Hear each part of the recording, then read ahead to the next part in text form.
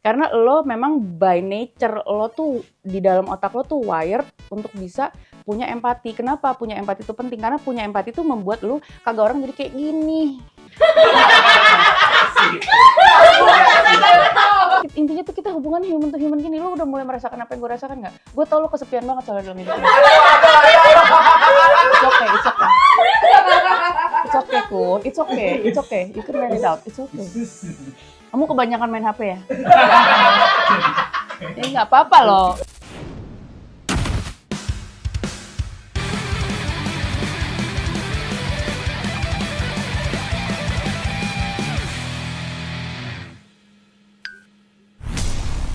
Kembali di Belum Tahu, di mana banyak hal yang sudah lo tahu, banyak juga hal yang lo belum tahu, dan kali ini mungkin banyak hal yang lo belum tahu dari Dian Sastrowardoyo. Ya kan? Dian Sastrowardoyo. Benar. Dian Sastro. Ya mungkin banyak yang tahu ya Dian Sastrowardoyo, di ruangan ini juga mungkin banyak. Di Indonesia juga banyak, tapi di dunia juga mungkin banyak. Tapi kan dunia 8 miliar, jadi bisa aja yang nggak tahu juga ada kan. Mungkin untuk yang nggak tahu bisa jelaskan atau perkenalkan diri. Dian Sastrowardoyo itu siapa? Halo, saya Dian Sastrowardoyo. Saya yang meranin ibu. Cepet banget lah udah ke promo. Itu orang di film Esok Tanpa Ibu. Cepet banget langsung ke promo. Dia kalau orang yang nggak tahu filmnya gimana? Ya kan makanya harus nonton tanggal 22 Januari. Udah terus demikian acaranya gitu. Iya. Dia secara umum gitu, misalnya ada tukang sayur datang, Iya. Dian Sastrowardoyo itu siapa ya gitu. Iya, Dian Sastrowardoyo tuh apa nggak pernah ya? ikutan Gadis Sampul aja. Nggak ngerti, kalau orang pernah ikutan Gadis Sampul pasti ngerti cara perkenalan diri. Oh aduh gila. Pernah Kalau nggak sih misalnya ikutan tahu Gadis Gadis Sampul? Sampul berarti kamu angkatan lama ya? Angkatan 90-an. Wow. Lagi-lagi tipikal orang yang Jadi, kalau misalnya mengkotak-kotakan apa nanti mau nyalain Gen Z dan Gen Alpha tuh. Enggak, gue gak bakal nyampe situ. Tapi tadinya gue kalau mau memperkenalkan diri tuh gue gak kebayang salah satu penerangannya adalah gue pernah ikutan Gadis Sampul tahun 96. Karena gue gak mengharapkan ada yang ngerti juga yang nonton bro. Jadi ya kan bisa gue dijelaskan. pastinya akan menggunakan kalimat penerangan yang lain gitu. Ya kan misalnya, bisa dijelaskan. Memang kita mau menutup kalau sejarah itu ada, ya ada di sana. Iya, saat ada, itu terjadi. Ada orang yang daftar boleh. Gadis Sampul 96 dan lu menyingkirkan ribuan peserta lainnya kan bisa aja. Gue ngerti, tapi ada juga cara untuk ngasih tahu nggak usah pakai ngegas. Gak ada yang ngegas, ini cuma masalah intonasi suara aja. Ada orang yang suaranya kecil sekali, ada yang suaranya besar. Iya. Gak apa-apa kan, gue kasihan aja ngeliat tuh kayak capek gitu. Kalau kayak gitu kan kita relax aja, relax. Apa yang lu lihat? Apa yang lu lihat itu belum tentu yang kenyataannya seperti itu. Oh baiklah kalau gitu. Dunia itu luas. Baiklah. Manusia itu berbagai macam. Hey. Bahasa itu ada sebanyaknya. Jadi Dian Sastro. Tadi mau diperkenalkan, masih harus diperkenalkan lagi tadi ya? Ya udah kalau mau sih. Ya udah. Kalau mau aja ya, iya. mungkin. Mau ngapa enggak, tapi nanti dibilang ini maksudnya apa ya? Gue di acara begini kayak dipaksa gitu. Kayaknya lo terlalu banyak mengambil asumsi, tapi kalau misalnya lo memperbolehkan gue nih, gue akan perkenalkan diri gue. Boleh aja, boleh. Lu nggak usah nyuruh duduk orang berasumsi, itu berarti sama aja dengan lo berasumsi juga dong. Gua suka berasumsi, berarti itu asumsi lu dong. Asumsi. Ya udah deh, gue nggak usah aja kali ya perkenalan diri. Kayaknya gue akan boleh deh, udah perkenalkan aja deh, udah. Halo kayak Abang None kayak apa, terserah lah. Atau Gadis Sampul lah. Jangan ngambek itu dong. Nggak ngambek. Silakan. Gue Dian Sastrowardoyo, gue adalah orang yang mengikuti banyak kegiatan bikin film di beberapa tahun-tahun di kehidupan gue, dan gue senang banget masih bisa main film sampai sekarang. Kan bisa gue Dian Sastrowardoyo aktris udah. Panjang banget, biar humble gimana ya kalimatnya ya? Biar gue mengikuti perkembangan film. Gue dulu pernah main filmnya dikit-dikit lah, mungkin ya film yang box office lah ya. Ya kan kalau memperkenalkan diri depan orang yang gak kenal gue, kita tuh harus humble. Siapa lo, gue juga gak tahu. Lo bilang lo aktris, emangnya gue kenal lo? Kan lu kan katanya belum kenal gue. Masa gue bilang saya adalah aktris gitu? Kan gue mah kenal. Kan gue bilang ke orang yang gak kenal. Enggak, kan lo pertama bilangnya lo gak kenal. Sorry ya, mungkin dari 8 miliar orang ada juga yang gak kenal. Kan lo ngomong gitu. Kan dari 8 miliar, tapi kan bukan gua. Kan ada, bikin gua. Gua ada nggak kalimat fakta? Gua salah satunya dari 8 miliar. Enggak. Kita boleh rewind lagi ya? Tadi di detik awal, dia bilang, nih kenal semua. Gue sih gak kenal. Lo yang ini ngomong bukan lo sepak bola, tidak ada VAR. Teknologi VAR aja baru kemarin. Udah, kita akan bahas 3 topik, di mana nanti topiknya setuju apa enggak. Oke. Ini negara demokrasi, jadi bebas nanti lu mau setuju apa enggak. Yang jelas sih harusnya setuju-setuju aja biar nggak mencari masalah. Baiklah, sebelum ditanyakan pertanyaan ini, gua minta tanda tangan dulu di sini untuk persetujuan akan ditanyakan pertanyaan ini. Di sini. Oke, terima kasih. Dan di poin 4 juga ada dikirim ke Kamboja tapi ya. Hah, masalah Kamboja? Kan, enggak ada. Kenapa? Enggak ada. Topik pertama, orang terlalu mengkriminalisasi kegiatan main HP. Setuju nggak? Jadi dikit-dikit orang, main HP mulu. Kenapa emang main HP? Gitu, setuju nggak? Gue nggak setuju. Kenapa? Karena gue juga agak terganggu sih, banyak banget sekarang orang main HP. Emang kenapa kalau main HP? Nggak apa-apa, cuma lu kehilangan dunia menurut gue. Gimana kalau dunianya itu HP? Ya udah. Bagi dia tidak punya keluarga, dia tidak punya sahabat, HP adalah keluargaku. Oh, HP ku gitu. Gitu. Ya nggak apa-apa sih. HP Samsungku misalnya lagi. Nggak apa-apa kan kalau itu. Thank you. Samsung lipatku misalkan ada. Nggak Samsung lipat tuh Reza. Oh, lu Samsung gue yang apa? Galaxy S series. Samsung Galaxy S seriesku. Engkau lah tata suryaku, alam semestaku. Semua alam semesta ada di sini. Misalnya gitu gimana? Gini loh, gue percaya bahwa HP itu bisa menghubungkan kita sama orang-orang terdekat kalau lagi bahkan terpisah. sama alien bisa. Wah, gue baru tahu tuh kalau bisa sama alien. Iya. Ya kan itu galaksi kan luas. Oh, iya, bisa boleh. ke dalam. Tapi menurut gue, kalau misalnya lo lagi nggak terhubung sama siapa-siapa dan lo akhirnya ngeliat macam-macam hal-hal lain yang lo bisa lihat di HP. Menurut gue banyak juga yang akhirnya lo jadi missing out di dalam dunia ini menurut gue. Kayak anak gue, kadang-kadang kalau misalnya nggak dibelokin ke kanan, dia nggak belok ke kanan karena dia lagi melihat HP terus. Bentar, dia kenapa harus belok ke kanan? Emang dia nyetir? Misalnya gue lagi jalan di mall, sambil lihat HP. Akhirnya semua keluarga ke kanan, dia malah lurus. Yang gitu. ngelihat HP keluarga lu apa lu? Anak gue. Anak lu lagi lihat HP di jalan, tiba-tiba keluar dia ke kanan. Kita semua ke kanan, terus dia lurus. Akhirnya harus tarik terus dulu, gitu. Dia tahu tuh ke New York. Jadi Kevin gitu. Terus lo ibunya yang mencari gitu, hilang home alone langsung. Gitu. Gitu. Jadi masalah itu ya kan bisa dibilang, ayo kanan nak apa? Timbang effort dikit ya kanan nak. Siapa tahu dia lagi ngerjain PR kan sekarang apalagi anak dituntut harus sudah belajar betul. Cuma kadang-kadang kan si anak itu nggak selalu sama orang tuanya yang akan bisa ngopenin dia untuk lihat keadaan ini pada ke kanan, lihat dong semua keluarga di mana. Kadang-kadang dia lagi sama teman-temannya atau lagi sama anak sekelasnya atau lagi karya wisata. Lagi rame-rame karya wisata dan ada si ibunya di belakang. Dan belum tentu nggak semua orang yang sedang lagi bersama dia tuh sepeduli itu untuk ngurusin dia doang. Untuk belok kanan. Untuk ngebelokin dia ke kanan kayak bikin dia alert apa kayak. Jadi bisa aja dia nyasar sendiri. Kan tinggal di WhatsApp, Dek belok kanan. Muncul tuh notif, ring, ibu. Oh baik bu.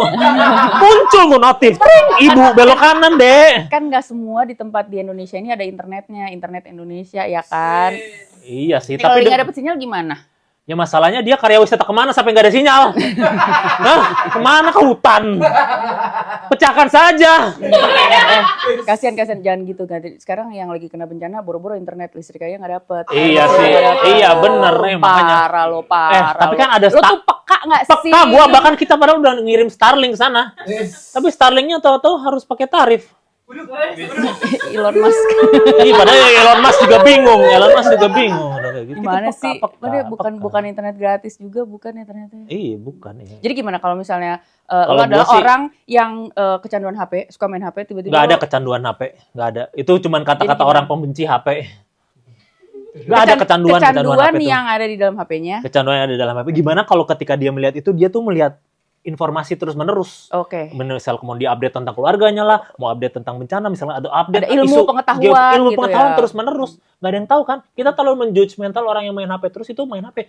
Banyak orang yang sosial media spesialis lah apa dia tiap hari harus HP. Lu pernah ngebayangin ya misalnya lu adalah orang yang tinggal di Amazon, Aceh, yang kemarin kena bencana Aceh Samyang. Iya. Lu adalah salah satu orang yang doyan banget. Banget tuh. Lihat HP lo. Berarti kan tuh keluar semua tuh informasi yang lo perlukan kan? Iya. FYP segala macam. Semua muncul. Termasuk FYP BMKG misalnya. BMKG muncul. Dan juga berita tentang adanya bencana di misalnya di tetangga-tetangga lo tuh Sumatera Utara, Sumatera Barat. Elunya di Aceh nih misalnya. Iya. Terus kira-kira lo akan jadi kita evakuasi guys gitu. Lo akan bisa begitu apa bentar dulu tapi masih ada lagi gini sampai akhirnya baru depan muka lo baru. Nggak akan gini gua. Kan nggak ada sinyal. Jadi gue nggak ada sinyal lagi. Itu banjir bandangnya kena ke tiang pemancar dulu atau ke lo aja duluan, intinya gitu sih. Gimana? Kalau kalau misalnya banjir itu mempengaruhi tiang pemancar dulu, berarti itu lo langsung nggak ada sinyal kan? Ini ceritanya nggak terpengaruh, jadi gue masih bisa ada akses internet. Ada akses internet, nggak apa-apa. Gue akan gini, gue akan dari sisi cyber ya. Gue akan menyuruh masyarakat untuk berkoordinasi di sini nanti pakai kayak gini, yang ada layar-layar cyber gitu. Gini. Warga ayo kita ke sini. Jadi ada hacker di belakangnya. Jadi berarti sebenarnya bisa memberikan informasi yang bisa tetap jadi kriminalisasi. Jadi sekarang kalau orang yang mau main HP takutnya ketika sekarang makin dikriminalisasi orang main HP terus, kita main HP dikit tuh udah takut tau nggak? Udah kayak mau beli barang terlarang padahal mau main HP doang. Kamu main HP ya? Tidak, saya tidak main HP. Tapi gue tetap gak bisa terlalu setuju sama lo sih. Karena gue di rumah masih tetap berantem sama anak guanya tuh urusan itu. Urusan screen time. Bayangkan jadi berantem sama anak gara-gara screen time. Ya justru itu menurut gue screen time itu juga perlu dibatasin. Ada batasnya berarti pada ya. Kalau enggak dia bondingnya sama HP, sama semua informasi dan pengetahuan yang ada di situ, bukan sama orang beneran. Karena menurut gue bonding sama manusia normal yang hidup begini nih, itu masih diperlukan buat kita manusia. Ya udah deh, gue percaya gini, dulu zamannya kita Homo sapien ya. Itu jauh banget. Gak dari Big Bang teori sekalian. Terus kita dari mikroba. Gue ada poinnya nih. Ya udah. Jadi gini. Awas ya kalau poinnya akhirnya. Poin gue akan menyambung ke HP. Ya udah. Jadi gini, Homo sapien itu tuh zamannya mereka hidup, ada juga Homo Neanderthal, Homo yang lainnya. Ya. Jadi spesies yang lainnya. Ya. Tapi yang survive ternyata Homo sapien. Iya. Karena satu kelebihan mereka adalah mereka itu hidup komunal. Iya. Jadi bersuku gitu, 150 orang, 200 orang dalam sebuah keluarga besar. Nah, kenapa mereka bisa ngumpul jadi satu grup itu? Karena ternyata mereka punya kebiasaan kalau malam-malam api unggun tuh mereka makan bareng-bareng, mereka cerita-cerita. Mereka dengar cerita dari si nenek yang paling dituakan, dia kasih cerita ke anak-anak cucu-cucunya, dan dari situlah terjadi bonding orang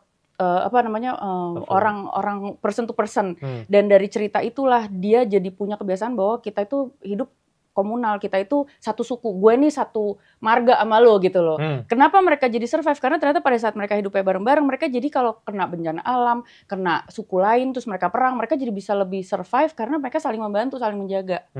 Dan spesies yang lain itu nggak ada yang survive karena nggak ada yang punya kemampuan untuk hidup komunal sebesar itu. Karena mereka nggak punya hubungan human antar human yang bonding gitu sebanyak apa yang bisa dilakukan sama Homo sapien. Jadi teori gue adalah bahwa manusia itu sebenarnya punya bisa survive di dunia ini karena memang diciptakan secara komunal. Lo harus hidup secara sosial. Lo nggak bisa hidup sendirian doang hanya dengan benda yang bisa memberikan lo informasi.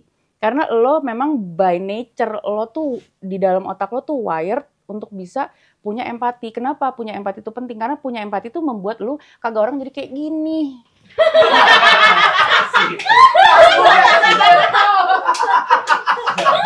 Empati kecil atau minim gitu. Jadi nggak bisa gitu loh. Maksudnya sebenarnya kalau lo punya empati besar, lo tuh jadi punya baik juga ya si Mbak Dian ini jelasin dari zamannya kita Homo sapien aja gini. Enak kan jadinya kan kita berarti setuju juga ya sama Mbak Dian bahwa memang HP itu boleh kita liatin tapi ada screen time tuh harus dibatasin karena intinya tuh kita hubungan human to human gini. Lo udah mulai merasakan apa yang gue rasakan nggak? Gue tau lo kesepian banget soalnya dalam hidup lo.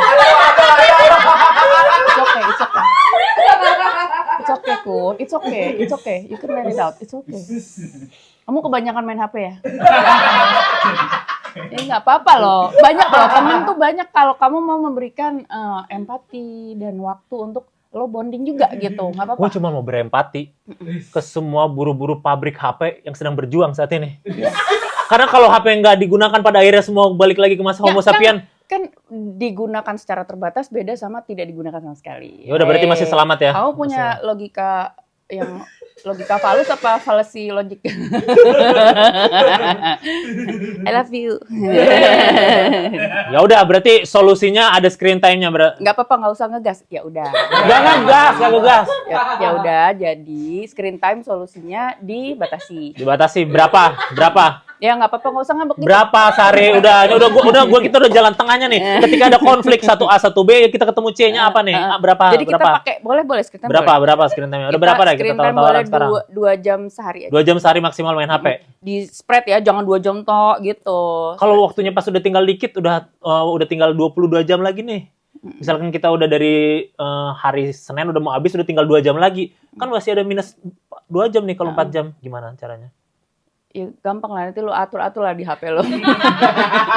Gue boleh break minta minum dulu nggak? Boleh. Nggak apa-apa sambil di roll aja. Ya. Ada minum nggak, Bel? Kayak membutuhkan kesabaran. Ya lu salah sendiri cerita atau The Homo Sapiens. Yuval Noah lo. Udah nggak apa-apa. Ya udah, gua hargai deh cerita lu tadi. Jadi ya udah, solusinya screen time nggak masalah. Tapi yang penting gua nggak mau kriminalisasi orang tetap.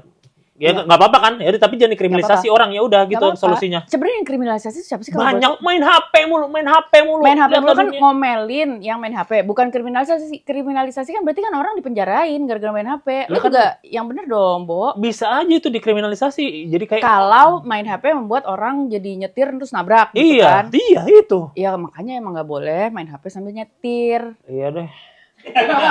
Ya udah. Tergantung dong. Ya udah gue tetap tidak setujunya lebih kepada men-blaming orang main HP-nya itu sih. Kalau lu kan boleh, tapi jangan pas sambil nyetir. Dan banyak case-nya jadi ya. Jangan sambil jalan. Ya udah. Jalan raya. Ya udah, gue agree deh sekarang. Ya udah. Jangan ngambek. Pikiran. Ya, kita agree to agree berarti ya. Agree. Enggak ngambek. Ya udah. Jangan lihat terlalu hitam putih lah. Enggak, maksudnya nadanya tuh jadi bisa relax aja gitu. Udah relax ini. Itu ada gasnya, gas ngeng gitu, kayak ada gitunya. Gas mah nggak kayak gitu. Gimana? Kayak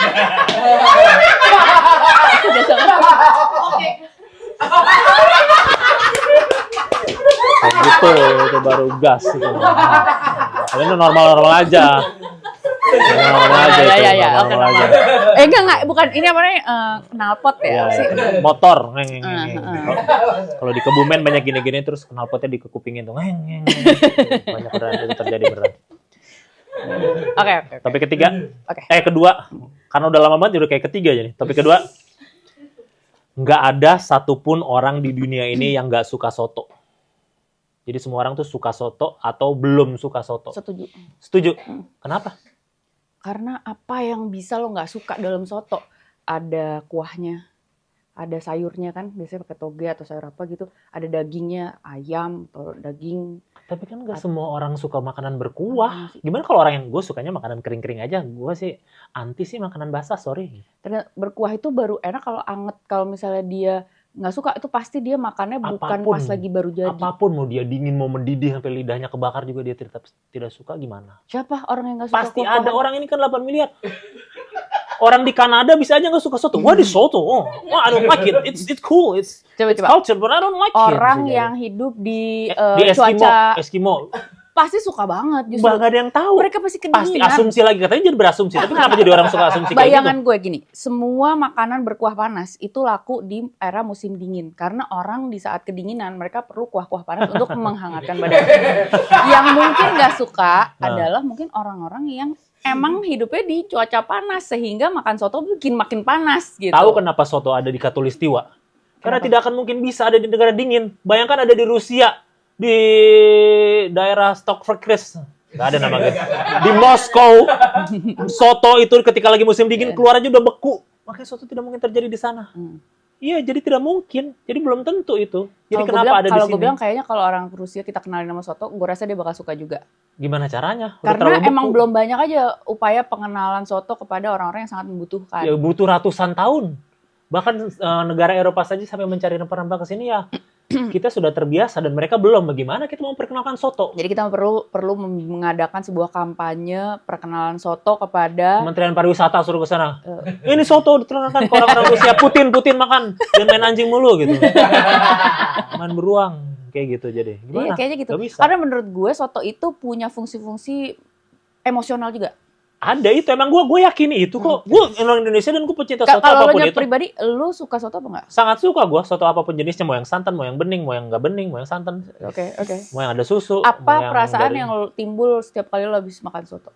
Secara emosional. Relief, enak, adem. Menyatu dengan budaya sekitar. Perut anget ya? Perut anget, iya. Dan itu kan belum tentu dipinginin banyak orang. Bisa jadi ada orang, gue sih spesialis makanan beku terus. Tapi masa lo mau memaksakan keinginan orang? Cuma gue bingungnya adalah, kenapa lo sebagai orang yang suka soto, lo mengadvocate orang-orang yang pasti ada yang nggak suka soto? Pernah ada yang lo pernah kenal nggak? Tapi orang yang suka soto? Ada banget. Siapa contoh? Ini dia nggak suka soto. Ayo. Nggak suka? Nggak suka dia. Nggak suka. Apa tuh? Lu jadi Lu jadi menjahati ya. Kamu Bayana, lu are you okay? Kamu ada sakitnya kan di dalam. Tuh, lu jadi mendiskreditkan orang yang tidak suka soto. Apa itu hak dia untuk tidak suka soto? Iya, nggak usah ngegas, nggak apa-apa. Gue cuma penasaran aja takutnya. Gue juga gue suka duren. Tapi kalau orang nggak suka duren ya udah. Iya, nggak apa-apa. Iya, apa bedanya soto dengan duren? What makes soto so special? Iya, emang dari tadi tuh kita boleh banget. Is it soto the king of dessert? Enggak, cuma emang nggak apa-apa, nggak usah ngegas. Lo lihat deh dari tadi gue dari tadi nada gue naik nggak? Ini naik. C minor. Ternyata dia musikal juga ya.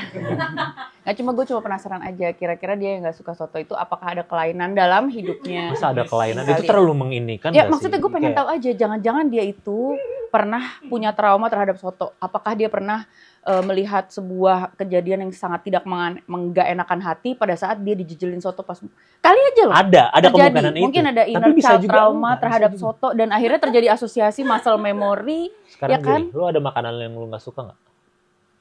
Gue inget-inget dulu, ada nggak ya? Kok kayak jarang ada. Pare nggak suka? Pare. Opor ayam. Opor ayam lu nggak suka? Gue nggak suka. Opor boleh nggak usah ngegas nggak?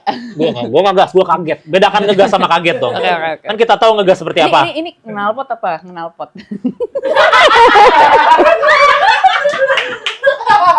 Quote of the century, Dian Sastrowardoyo. Ini knalpot apa knalpot? Dian Sastrowardoyo. Dosen UI. Opor ayam. Opor ayam kenapa nggak suka? Kenapa? Apa salahnya? Ayam. Karena opor ayam yang pertama kali gue rasain pas gue kecil tuh buatan nenek gue. Karena gue kecil kan hidupnya di rumah nenek gue. Nah nenek gue kalau bikin opor ayam tuh kurang garam. Ya tinggal lu tambahin garam. Ya kan zaman dulu kan gue. Zaman dulu nggak ada garam, ada garam. Nggak, cuma zaman dulu kan lo nggak punya kebebasan untuk ngeracik lagi, ngerti nggak lo? Makanya udah jadi tuh ya lo. Jadi lu karena itu trauma aja. Tapi terus lu jadi suka gue sampai sekarang gue nyari opor ayam yang seenak itu aja tuh. Masa sih seenak itu nggak ada yang seenak itu? Lu tau nggak gue kalau lebaran makannya apa? Bukan opor ayam. Apa? Ketupat pakai sayur labu yang ada tahunya, ada labu-labu suwir tuh. Sama rendang. Sambal tempe orek sama rendang. Opornya enggak karena trauma itu. Ya, terus menurut gue cemplang, lo tau gak? Gue hargai lu gak suka opor, tapi bagaimana ketika orang bilang, Dian Sastro gak suka opor? Ih, ada masalah apa dengan yang...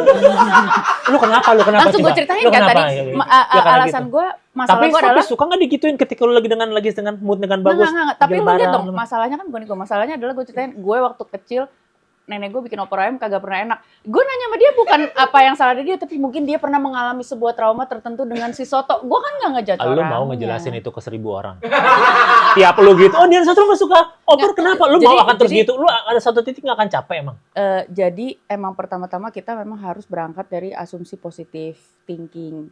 Kalau lo kan langsung asumsinya negatif thinking, kesannya gue ngejelekin dia segala macam. Gitu. Gimana? Kok bisa gak suka soto? Gitu. Kok bisa gak suka soto? Gitu tadi nada lu. Kok gak bisa suka tuh? Berarti mungkin dia punya... Enggak, tadi lu gak gitu. Kenapa masalahnya gak suka soto? Tadi gitu lo ngomongnya. Tuh, iya tuh dia ngangguk-ngangguk tuh. Sakit hati loh dia bisa. Enggak kok, dia baik kok, dia ketawa, dia merasa... Sekarang dia ketawa-tawa aja bisa jadi langsung... Mbak Dian Sastro. Menganggap aku aneh karena tidak suka soto. Ya udahlah, nggak apa-apa. Pokoknya lu tetap nggak apa-apa ya. Lu kan setuju kalau orang itu antara suka soto atau belum suka soto. Belum ketemu pengalaman yang pas dengan soto menurut aku. Kalau gua akan ada orang di dunia ini yang memang tidak suka soto. Boleh nanya nggak? Kalau soto yang lo suka sendiri, favorit soto apa? Soto Betawi. Yang pakai daging apa pakai jeroan? Campur. Paru, lidah. Semuanya. Iya lagi sama gue juga. Oh, ngobrol nih. Bedakan nanya sama ngobrol dong. Gue baru tahu kalau ternyata ngobrol tuh nggak boleh ya? Boleh, kenapa? Ini negara demokrasi, mau ngobrol, mau ribut ya boleh-boleh aja. Kenapa kesel gitu nadanya? Nggak kesel.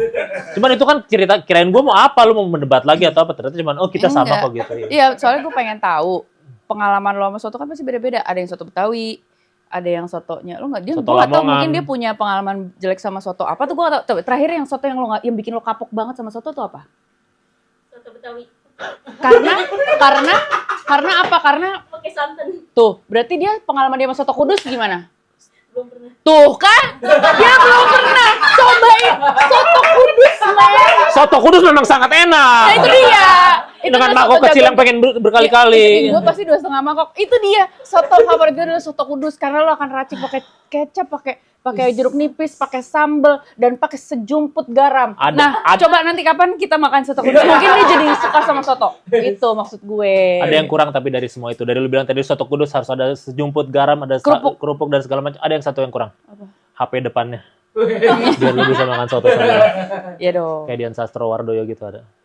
Lu ya?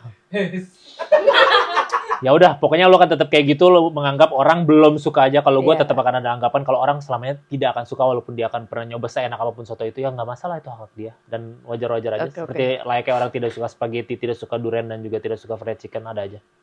Kita agree to disagree lagi untuk ini berarti. Oke, deal, that's fine, nggak apa-apa, nggak masalah. Topik ketiga, stop normalisasi ibu-ibu yang jelas-jelas salah. Ada kan ibu-ibu yang jelas-jelas salah. Misalkan lagi naik motor, belok kanan terus. Setuju. Itu namanya juga ibu-ibu. Ya kan? Gue setuju lagi. Lu setuju? Tapi lu sebagai ibu-ibu lu Gue tidak juga merasa... ibu-ibu, tapi gue tahu bukan berarti kita tuh jadi dibolehin bikin salah yang ngaco banget gitu loh menurut gue. Apalagi yang namanya urusan lalu lintas. Lalu lintas, menyerobot di kondangan. Menyerobot. Udah kambing guling, udah tinggal, porsinya tinggal 5, 1, 2, 3, 4. Mesti bisa. Ternyata ibu-ibu 10 datang. Abis kambing guling gua. Abis. Gimana? Kenapa kita dinormalisasi seperti ini? Lu sebagai duta ibu-ibu harusnya bersuara dong. Iya. Gue ada duta ibu-ibu, tapi gue juga agak nggak. Lu emang iya duta ibu-ibu? Ya nggak tahu. KCP mana? Ranting Kebayoran Baru. Yang mengklaim gue duta ibu-ibu tuh tapi lu mengiyakan. Gue duta ibu-ibu. Iya kan? Ayo, ranting duta ibu-ibu KCP Kebayoran Selatan. Gue mau lo anggap duta ibu-ibu kek, mau enggak kek, gue tetap nggak setuju kalau ibu-ibu itu bikin salah terus kita normalisasi. Ya udah, lu makanya sebagai duta ibu-ibu yang lu mau akuin atau enggak itu, lu mau ngomong apa ke ibu-ibu, harus gimana ini supaya nggak dinormalisasi? Menurut gue, kita nih sebagai ibu-ibu semua nih di Jagat Raya ini tetap harus sadar sama hak dan kewajiban kita secara kehidupan bermasyarakat. Jadi kalau misalnya orang udah ngantri ya jangan nyerobot. Terus habis itu lalu lintas nggak boleh langsung belok kiri langsung. Ya udah jangan belok kiri langsung. Menurut gue cukup lu dengan ngomong di sini aja. Ibu-ibu belum tentu nonton ini. Ya udah jangan marah dong. Ya gue nggak marah. Gue nggak marah. Masalahnya lu kan udah duta ibu-ibu. Maksudnya langkah-langkah apa yang perlu perbuat lagi supaya ini tidak terjadi di kemudian hari? Iya itu dia. Itu aja. Tidak marah-marah. Ya itu dia. Buat ibu-ibu banyak ngerti kan juga bukan tergantung gue doang kan. Iya, cuman lu kan salah satunya. Iya udah. Itu aja. Itu langkah. Itu program-program lu sebagai duta ibu-ibu yang akan lu lakukan nanti ke depannya. Gue juga bingung sih. Gue nggak punya program khusus soal itu sih. Tapi sebagai ibu-ibu sendiri, diri gue adalah seorang ibu-ibu. Yang pertama adalah gue sebisa mungkin tidak melakukan itu. Tapi gimana kalau ibu-ibunya tersinggung? Ibu-ibu kan gampang banget tersinggung. Gak semua ibu-ibu, cuma banyak ibu-ibu yang tersinggung. Karena lo harus tahu juga, mungkin hidup mereka kan juga gak mudah. Tapi waktu kita sehari Lo pernah gak jadi ibu-ibu? Ya gak pernah. Ya udah gak apa-apa, gak usah ngegas. Gak ngegas juga. Jadi, tadi gak mau ngegas, ya udah. Gue ngomong gimana sih? Iya, jadi lo harus tahu juga, jadi ibu-ibu tuh gak gampang. Hidupnya tuh pasti lebih repot daripada seluruh anggota keluarga lainnya di keluarga. Sudah pasti. Paling capek kan. Sudah pasti. Ngurusin nutrisi satu keluarga, ngurusin makanan, ngurusin kebersihan rumah segala macam. Semua tanggung jawab rumah tangga tuh banyak dilimpahin cuma sama ibu-ibu doang. Iya. Terus habis itu menjaga kestabilan emosi dari setiap anggota keluarga lain, ya suami, anak-anak, biasanya itu semua dilimpahkan ke ibu-ibu. Iya. Jadi yang ngertiin ibu-ibu tuh siapa gitu loh. Itu juga kita juga perlu punya empati terhadap itu. Kalau misalnya dia mungkin nggak ngerti dan perlu pelan-pelan memahami harus lebih baik gimana, ya mungkin kita bisa melakukannya dengan cara yang lembut, nggak usah pakai ngegas kayak gitu kan enak. Ya udah, ngegas lagi. Tapi kalau ibu-ibunya ngegas gimana? Kalau ibu-ibunya ngegas, banyak kan? Cup, jangan ngambek dong. Tarik nafas. Tahan, lepas. Biasanya Donald bebek kayak gitu. Emang ada Donald. Enak kan? Maaf ya, Bu. Enak loh, lebih enak loh, ya kan? Kamu enak, happy kan? Happy. Mama di rumah happy. Happy. Ya udah kita agree nggak ya? Jadi emang mama lo di rumah sering bikin salah apa kalau boleh tahu? Enggak sih. Enggak. Berarti mama bukan tipe orang yang suka bikin salah hanya mentang-mentang karena dia ibu-ibu kan? Ini gue mau dihipnotis ya ujungnya. Suruh lihat api. Kok beneran nanya gue? Enggak kan? Berarti mama oke. Oke. Calon contoh ibu-ibu di RT yang canggih. Cakep, ciamik. Oke. Cakep lah tante. Ya udah kalau gitu. Ya udah kita agree to agree pokoknya tetap ini. Berarti sebenarnya untuk memperluas agar ibu-ibu banyak nggak bikin salah senaknya, berarti banyak dong dutanya, nggak cuma gue doang, ada mama Ya lu. iya banyak. Lu kan Siapa lagi duta, makanya lu duta ranting mana? Tadi gue tanya kalau mau jadi duta. Nggak ada yang ngedutain gue, tenang aja. Ya, emang nggak mau kalau menjadi duta ibu-ibu? Mau aja kan? Iya, Ngomong aja lah. nggak terlalu pengen gue pikirin juga sih saat ini. Iya, Karena nggak gue usah sekarang lagi ngobrol sama dipikirin. lu. Kenapa jadi lu harus memojokkan harus ada yang jadi duta di Nggak ranting memojokkan. gitu. Itu justru mengangkat. Bisa jadi, Dian Sastro memang pantas menjadi duta ibu-ibu. Karena dia menyuarakan gitu. ibu-ibu Tadi banyak. bilangnya katanya jangan siapa yang ngangkat lu mengangkat diri lu sendiri. Iya kan nggak masalah. Kalau lu diangkat jadi itu dan kalau lu diangkat jadi itu dan lu keberatan baru enggak deh. Lu kan nggak keberatan juga diangkat jadi itu. Ya udahlah. Sebenarnya bukan fokus gue juga sih. Boleh nggak kita ganti aja topiknya? Ya udah boleh, udah ke situ. Pokoknya kita udah deal aja gitu untuk ini. Berarti ibu-ibu itu kalau salah ya disalahkan, cuman peringatannya tidak boleh kasar-kasar. Tapi peringatannya jangan ngegas dia juga, kasihan. Kecuali dianya udah ngegas lagi, itu lain cerita ya. Tetap nggak boleh. Dia gasnya udah bawa pisau. Maksud lo apa? Ya mungkin dia hidupnya berat banget. Kita kan nggak tahu Tetap hidupnya gitu dia. harus ya, tetap karena mending dihindarin aja ya dasarnya. Ibu gitu aja ya. Ya mungkin banyak yang lagi diurusin kan, kita nggak tahu. Ya udah kita agree untuk ini berarti. Agree kalau tidak dinormalisasi tapi dilihat juga ibu-ibunya ya. Iya. Karena banyak ibu-ibu ya itu banyak masalah dan banyak yang terjadi di keluarganya. Seperti ada seorang ibu di sebuah film. Smooth banget kan bridging-nya. Masuk pokoknya. Masuk. Tapi ini ibu bukan sembarang ibu sebenarnya di film ini. Oh iya. Soalnya ibu-ibu ini mungkin tidak semenyebalkan ibu-ibu yang suka menyerobot antrian atau tidak ini ya. Dia sangat peduli terhadap keluarganya ya. Bahkan sampai saat-saat dia sedang kesusahan bukan? Kesusahan gimana? Dia sedang sakit. Oh iya, sakit itu juga sebuah kesusahan ya. Iya kan? Dan kita tidak tahu ada masalah apa. Kita tidak tahu kalau esok tanpa ibu seperti apa.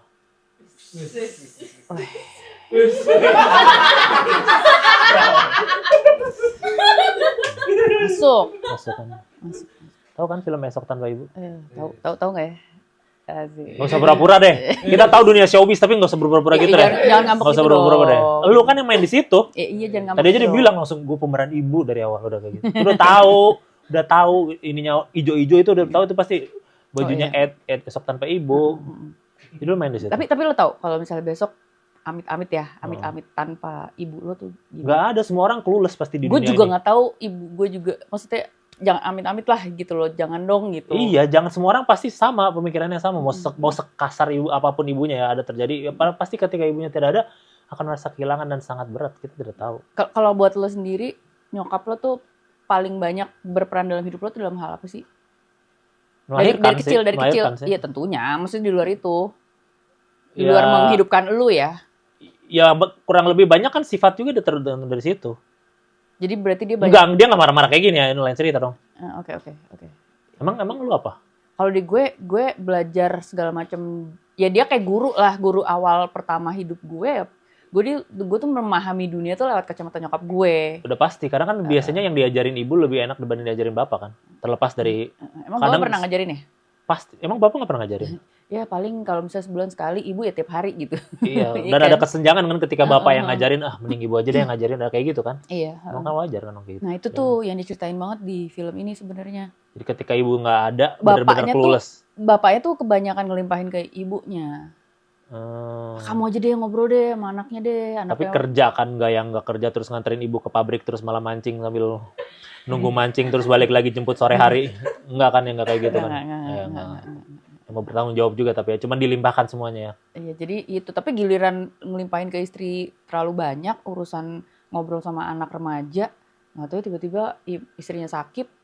Ya, gue deh yang ngobrol sama anak remaja, akhirnya berantem dulu karena nggak tahu nih gimana nih cara ngobrol sama anak remaja yang keras kepala juga, bapaknya juga keras kepala. Jadi akhirnya si anak beralih ke AI. Lu pernah curhat sama ChatGPT? Sering lah, semua orang pasti pernah curhat sama ChatGPT. Zaman sekarang merasa jauh lebih ada temannya nggak? Ada, tapi ada dan tidak ada sih.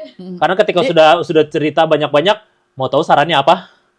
Selalu ada endingnya, biar kita tetap engage ke sana, tetap engage ke mesin, tetap menghasilkan conversation dan air bersih habis jadinya.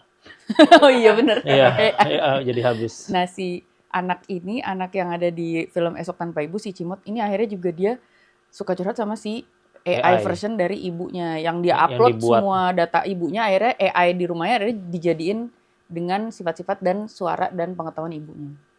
Si bentuk ibunya yang berupa lo ya, namanya Aibu. Si Aibu itu namanya siapa? Lu jadi si ibunya punya nama nggak sih di sana? Ibunya kan Ibu Laras namanya. Ibu Laras. Tapi akhirnya karena temennya juga hacker gitu, dia bisa ngupload data-data ibunya. Berarti dia temennya Bjorka ya? Bukan. Oh, bukan. Bjorka tau kan yang hacker? Oh iya nggak tapi bukan hacker kayak gitu. Kan ceritanya ini nggak nge-hack. Ya kalau Ringo anaknya Bjork sih emang. Bjorka juga, iya. Jangan-jangan filmnya emang ya. Terus dia jadi bikin alat kayak gituan. Jadi dia kan sedih dong, mamahnya kan masih sakit di rumah sakit, nggak bisa diajak ngomong. Sementara dia lagi perlu banget pendampingan dari mamahnya. Akhirnya dia ngobrolnya ya sama AI. Berarti lu enak dong main filmnya. Cuman awal-awal doang, selanjutnya AI. Iya, soalnya saya cari duit jadi produser. Oh, jadi produser juga. Kenapa sih banyak banget sekarang? Produser main film juga. Kenapa sih? Emang nggak yang lainnya? Enggak, karena kan masa yang main saya melulu. Banyak loh bintang baru. Boleh kan kita berkontribusi ke dunia film, nggak cuma harus di depan terus, juga boleh dong. Tapi yang film ini lu yang produserin juga? Iya.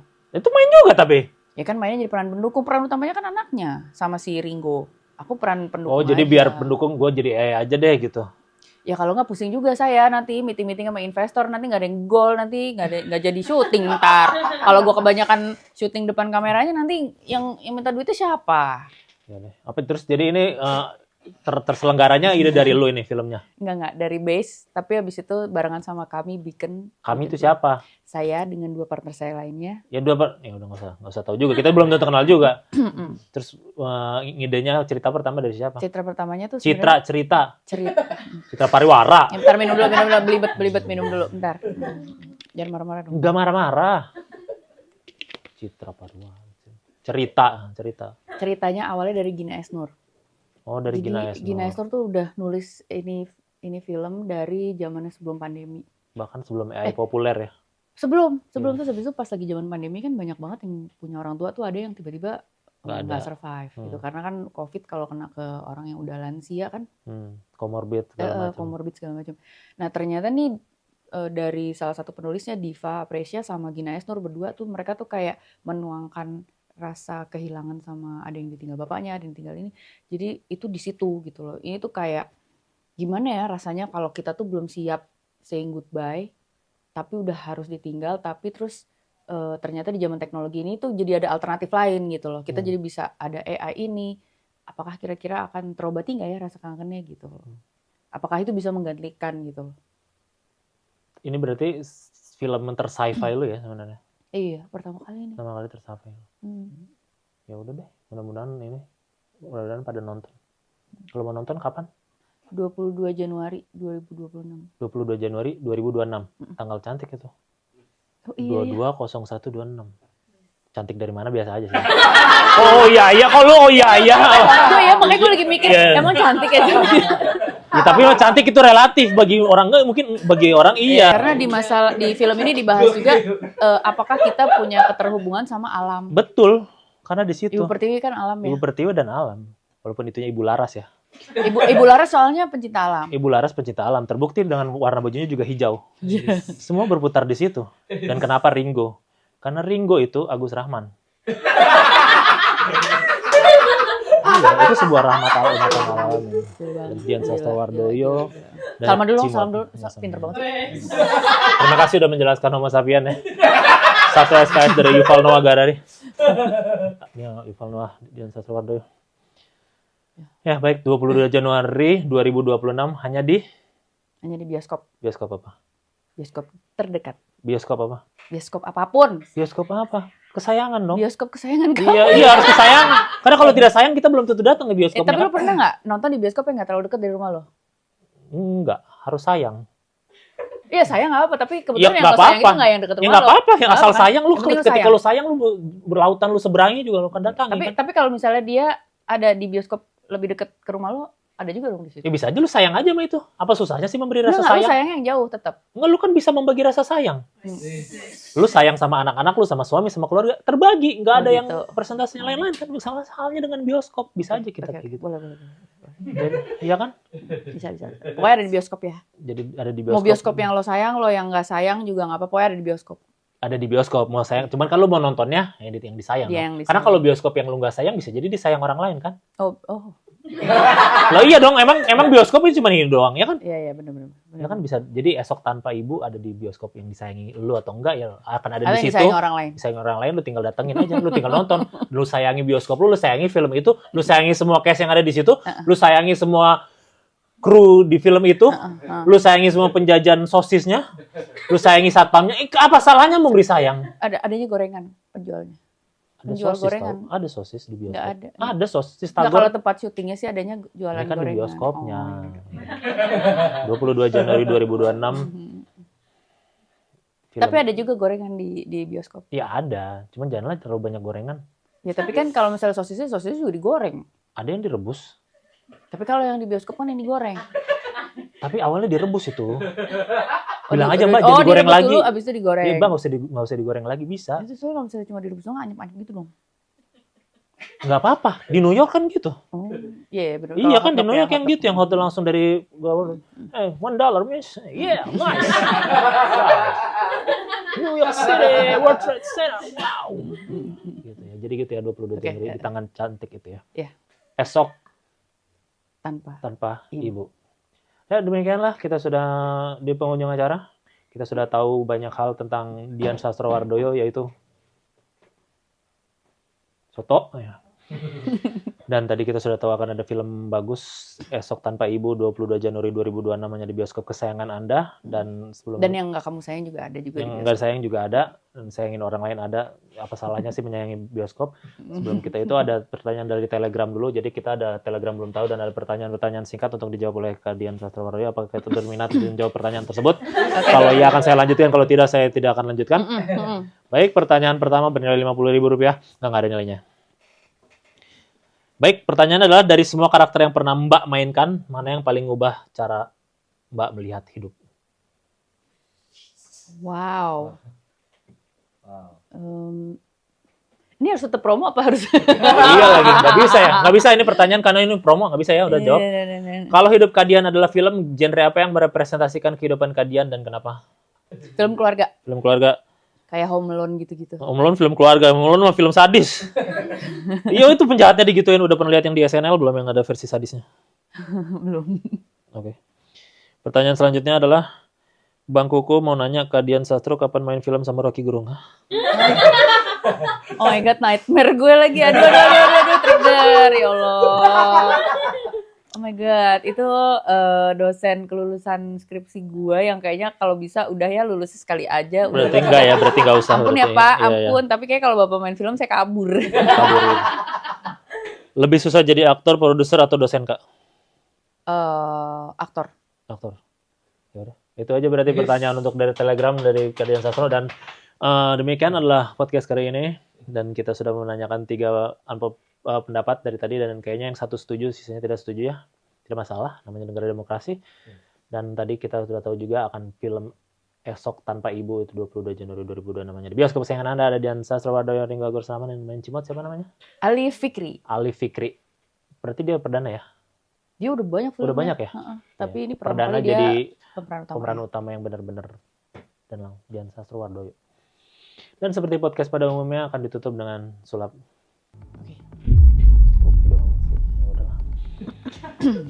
Bahasa Inggrisnya saya tahu apa? I know. Kamu tahu? You know.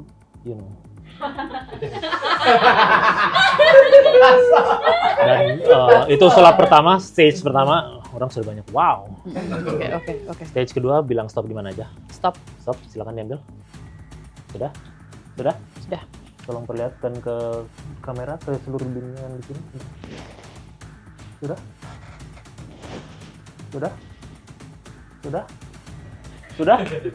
Mau taruh sendiri? Mau shuffle sendiri? Nggak masalah. Tolong sebuah alat Samsung Galaxy. Ini Samsung Galaxy apa ini? Oke. S-series. Sudah? Seperti halnya ibu, semua hal ini dibutuhkan dan esensial bagi kita, termasuk ibu dan juga teknologi mau nggak mau kan. Dan saat ini film yang lu bilang juga tadi ada hubungan antara ketergantungan antara ibu dan juga teknologi kan. Makanya untuk menjawab segala sesuatu sekarang bisa dengan bantuan entah ibu atau teknologi atau penggabungan dari kedua-duanya. Dan untuk menjawab ini mungkin akan lebih bijak jika lu yang menjawab. Kartu yang lu pilih tadi, makanya gua akan. Dan lu mungkin akan simpan aja tadi kartu lu berapa biar Mati, say, mati. enggak kok.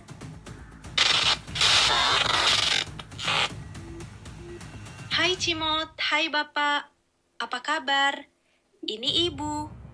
Jangan pada berantem terus ya. Soalnya Ibu sedih kalau kalian ribut terus. BTW, Ibu tadi abis ikutan sulap ambil kartu gitu loh. Terus, tahu nggak kartu yang Ibu dapat apa? 3 merah.